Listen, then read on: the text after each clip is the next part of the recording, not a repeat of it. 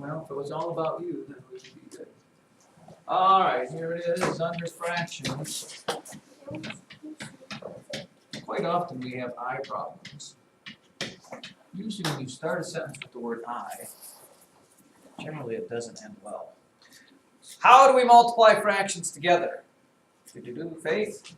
Let's say I have 1/5 times 1/3. How do you multiply fractions? It doesn't get any easier than that, Faith. You just what? Multiply across. Very good. Just multiply across. We've already done this. 1 times 1 is 1, and 5 times 3 is 15. Well, today, doing the same thing, except we are multiplying fractions with whole numbers. Multiplying with whole numbers. So the deal is, what about when it's 1/5 times 3? Any thoughts on that? And the answer, by the way, is not 3 1/5. Carter? You divide the top by the 3 and you divide the bottom by the 2. Well, we're multiplying, though, are we not, You're sir? multiplying. You do not. The answer is not 3/15. Bryce? You put a 1 under the 2. Very No, well, the 3, right. You need to, very good, you need to make the number a fraction by putting it over 1. And then it's really the same thing. So this 3 will become 3 over 1. So it's 1/5 times 3 over 1. And then, just like usual, you multiply across, and you end up with 3 over 5. And again, anytime you get your fraction answer, it needs to be simplified, which means you can't leave it as an improper fraction, and you must reduce when you can.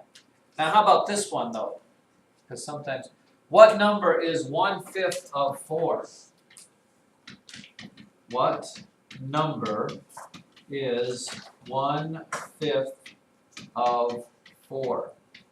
And we've talked about this before. In math, the word of This times. means to multiply.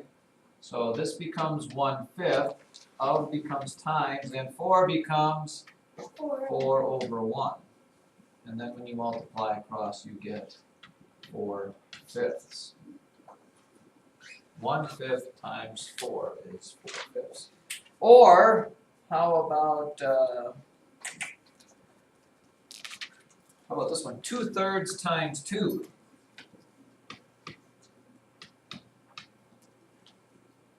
Here's one we're going to have to do some simplifying, I believe. 2/3 times 2 is the same thing as 2/3 times 2 over 1.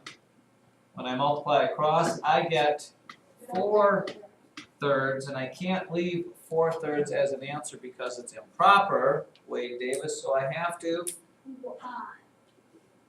Make a whole number out of it. what do you get? 1 and 1/3. Okay, 1 1/3.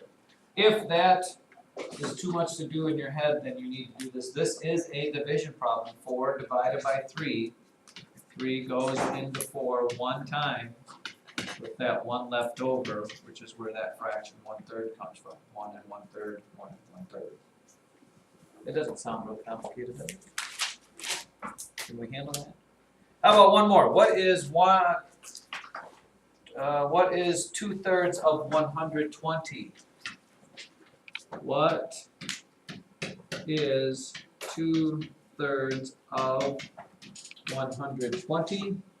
Again, you'd have to make it 2/3 times 120 over 1. This gets some kind of bigger numbers here. 2 times 120 is 240. 240. 3 times 1 is 3.